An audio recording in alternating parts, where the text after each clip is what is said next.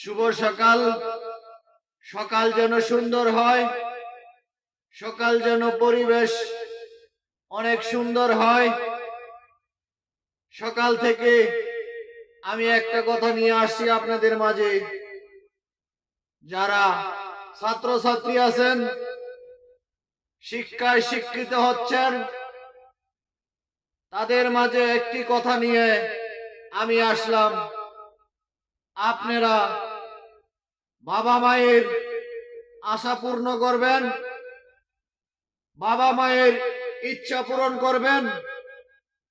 মানুষ যেন কোনো কথা যেন খারাপ না বলতে পারে, সবার আশা পূরণ করবেন, সবার ইচ্ছা আশা পূরণ করবেন। সবার জন্য দোয়া রইল, ভালোবাসা রইল।